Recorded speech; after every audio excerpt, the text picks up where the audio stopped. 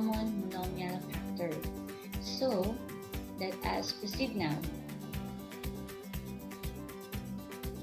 In this lesson, as stated here, you are expected to first find the greatest common factor of polynomials, and second is to factor completely different types of polynomials. However, we are going to focus on the polynomials with common monomial factor. So, can you please try to multiply the following numerical expressions?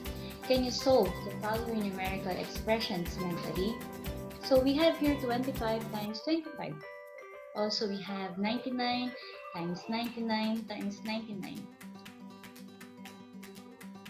Now, answer the following questions. Number 1, what did you notice on the given expressions for 25 times 25 and 99 times 99 times 99? Did you solve them easily, or did you notice some patterns in finding answers? Or what technique or techniques did you use, and what difficulties did you encounter? So, the indicated products can be solved easily using different patterns. Similarly, in factoring polynomials, you can use different patterns. So, as you read, take note in finding answers to this guide question. How do you factor a polynomial?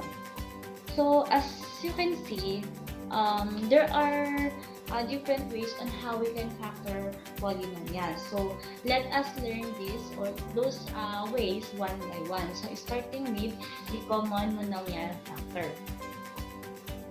So, let us first focus on the polynomials with common monomial factor. It says here that rewriting a polynomial as a product of polynomials of a smaller degree. So we have here the standard form and the factored form of the said polynomials. For instance, we have here x squared plus 2x is simply equal to the factored form of x multiplied by quantity x plus 2. We also have here 4x squared plus 6x is equal to 2x multiplied by quantity 2x plus 3. And lastly, we have here 3a squared plus 6a is equal to 3a multiplied by quantity a plus 2. But the question is, how can we transform the expression or the polynomials from the standard form to the factored form? Okay, so let us proceed. This is what we're going to use. As stated, we have the factoring and the GCF.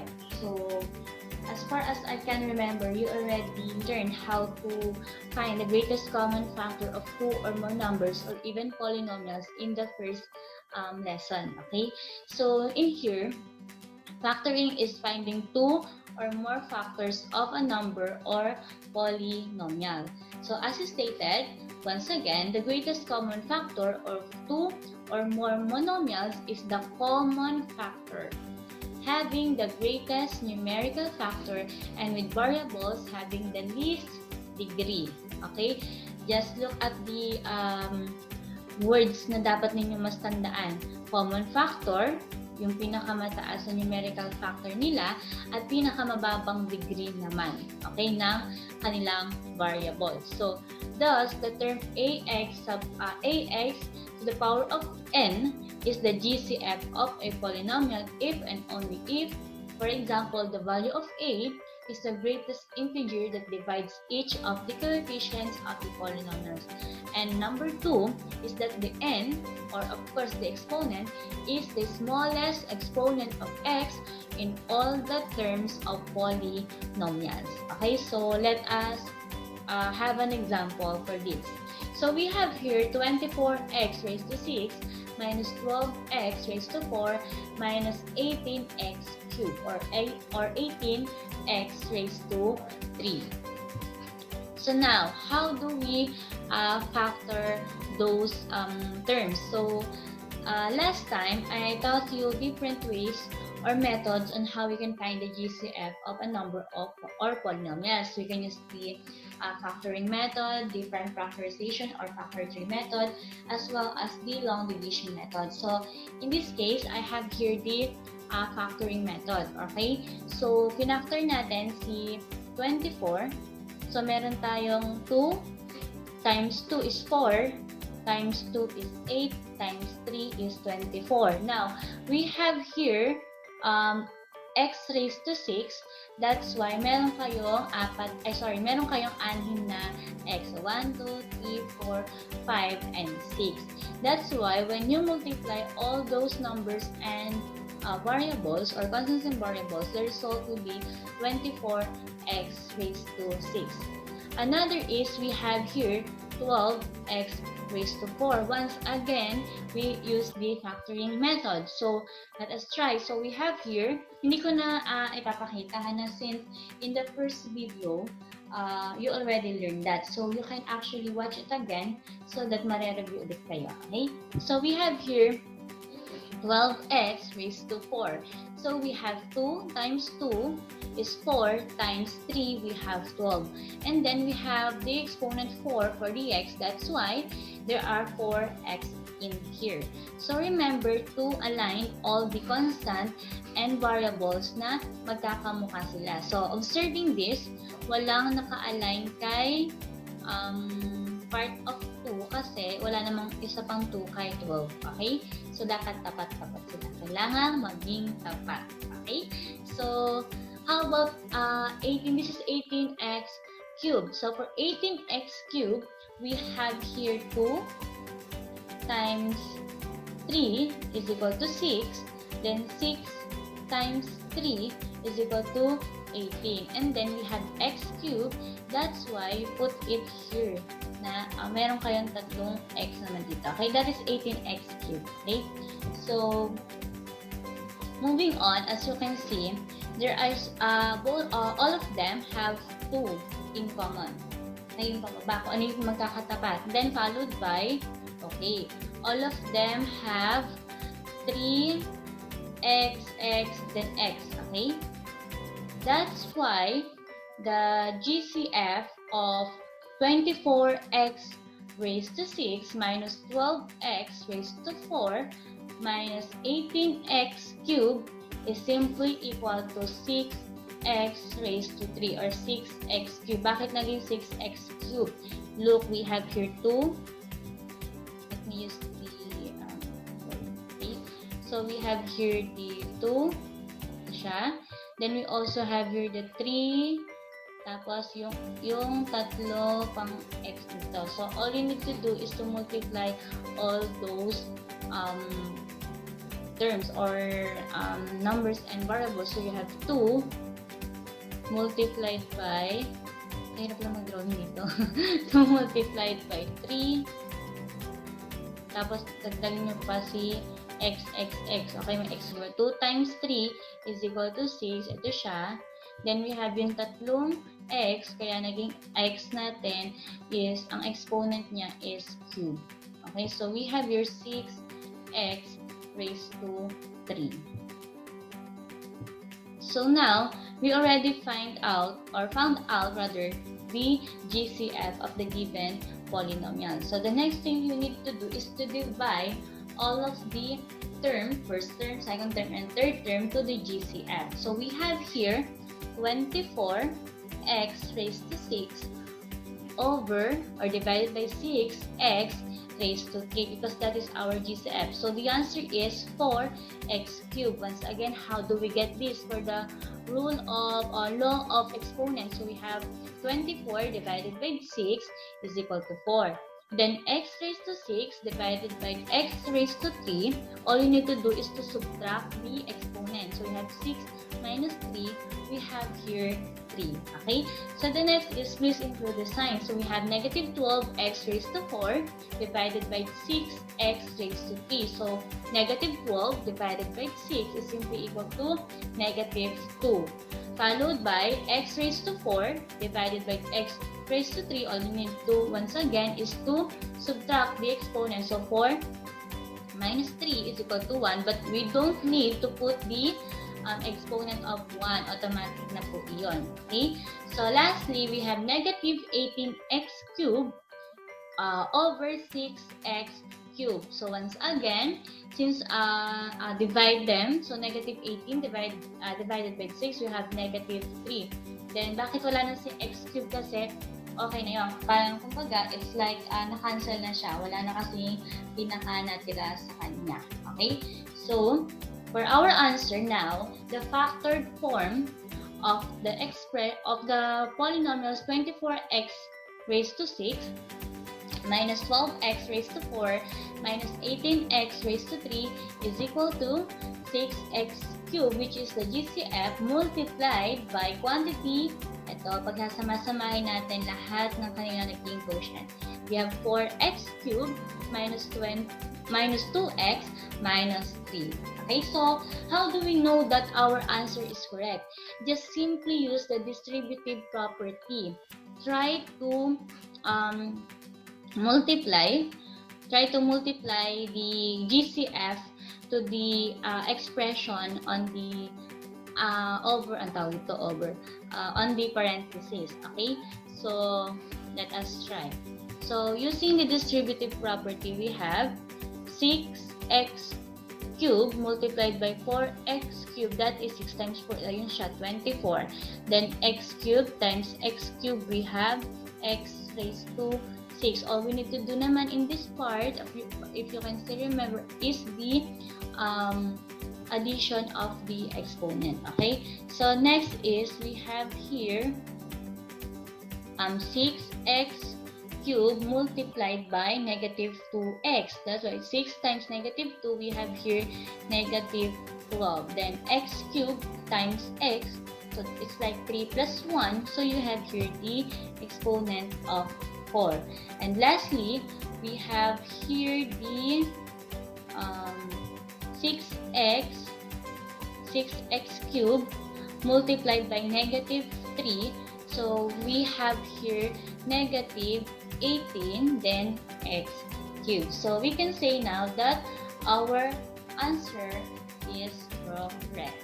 Okay, so that's how we transform the standard form of the polynomials to the factored form. So once again, in the first example that I have shown you, we have here the polynomials x squared plus 2x. So we need to find out what is the GCF of this polynomial.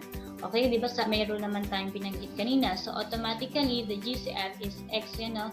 They have both x. And what is the lowest exponent? Only 1. That's why the GCF is simply x. So all you need to do now is to divide x by the given polynomial. So x squared divided by x, that is x. Then 2x divided by x, that is only 2. So once again, try to use the distributive property. So you have here, for instance, we have x multiplied by x, you can get x squared. Then x multiplied by 2, we have here 2x. Okay, so let us try another. We have here 4x squared plus 6x. Once again, what is the GCF of 4 and 6? You have here 2. Okay, so what's the GCF of x squared and x? What's the lowest exponent, or what variable has the smallest exponent? That is only x. So we have here x. So all we need to do is to write the GCF here. So we have 2x. Now, how do we find the second part na nandun sa may parentheses? So we have now 4x squared divided by 2x. So it's like 4 divided by 2. The answer is 2. Then x squared divided by x. So isusubtract mo the exponent. We have x. Okay? Then 6x divided by 2x. We have 3. Now for checking, once again, let us try. We have 2x multiplied by 2x, the answer is 4x squared. And then 2x multiplied by 3, the answer is 6x. Okay, so once again, our answer is correct. And lastly, for the last polynomial, we have here 3a squared plus 6a. So again, what's the GCF of 3 and 6? That is 3. And for the GCF of a squared and a, that is a, yung lowest exponent. So we have here now the GCF. So all you need to do is to divide the GCF by the given polynomial. So we have 3a squared divided by 3a, the answer is a. And 6a divided by 3a, we have here 2. Now let us try to distribute. Okay, so we have 3a multiplied by a, you got 3a squared. And 3a multiplied by 2, so the answer is 6a. Okay, so that is how we factor factor polynomials using the common monomial factor. So again, let's have an example. Find the greatest common factor of each pair of monomials. So we have 6a and 18ab. And 10a and 12a a squared b. C is negative 8x squared y and 16xy. So for letter A, okay, our GCF is 6a. How about for letter B? What is your GCF? Let us see if you're correct. Okay, so we have 2a. Hindi included si B kasi ala namang B kay 10A. As well as sa letter A, wala din namang B kay 6A. So lastly, we have here, okay, we have 8xy kasi hindi naman negative din sa isa. And both of them have x and y. However, you're going to look at the smallest exponent. And for last, we have here to factor h completely. We have 3x plus 6, so the factored form is simply 3 multiplied by quantity x plus 2. Then, 15x squared y cubed minus 33xy cubed. What's the factored form?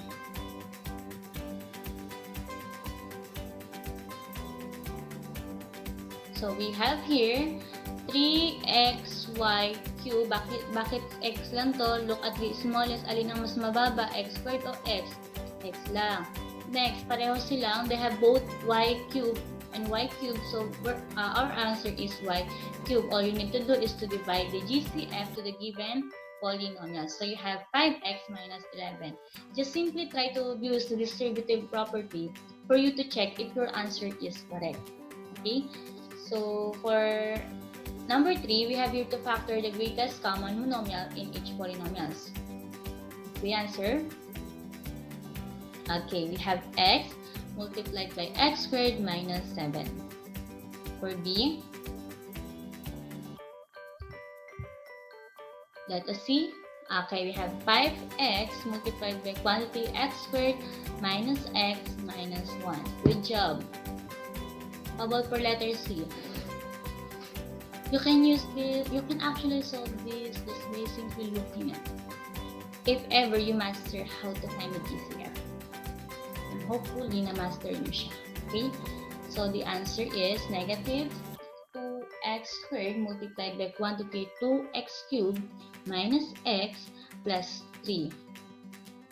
Okay? Di ba pag when we distribute this negative 2x squared multiplied by 2x cubed, we can get 2 times 2 is 4. We have the negative, then x, and then 2 plus 3, we have 5. The negative times negative, you have the positive 2x raised to 3. And then, for the last, negative times positive, we have negative 6, then x squared. Now, let us try to have problems that involve polynomials. So, write an expression for the volume of the open box. So, for example, this is your open box. So, we have here 5x, 7x plus 6, and x. All you need to remember is during your grade 7, you have your prior knowledge on how to compute the volume of a box, of a rectangular prism, for instance. So, we have volume is equal to the length times width times height. So, we have here 7x plus 6 multiplied by 5x multiplied by x. So, we have here now, we have here 7x plus 6. Since we have here 5x and x, we first multiply those monomial. So, we have here 5x squared. And lastly, just simply distribute 5x squared to this 7x plus 6 since we are multiplying them. So, the answer is 35x cubed plus 30x squared. So, that is the volume of the open box. Okay? So, for number 2, you are now to write an expression for the area of the given rectangle. So, our rectangle is here. So, what's the formula in finding the area of a rectangle? Okay, that is simply length times width. So, the length is 7x and the width is 4x minus 1. So, simply multiply 7x to 4x minus 1. So, our answer now is, using the distributive property once again, so 7x times 4x, you have 28x squared. Then 7x multiplied by negative 1, you have negative 7x. So, the area of the rectangle is 28x squared minus 7x. So, keep in mind that in finding the common monomial factor in a polynomial, it simply means to choose the monomial with the highest degree and largest integer coefficient that will divide each term of the polynomial. This monomial will be one factored and the sum of the various quotients will be the other factor.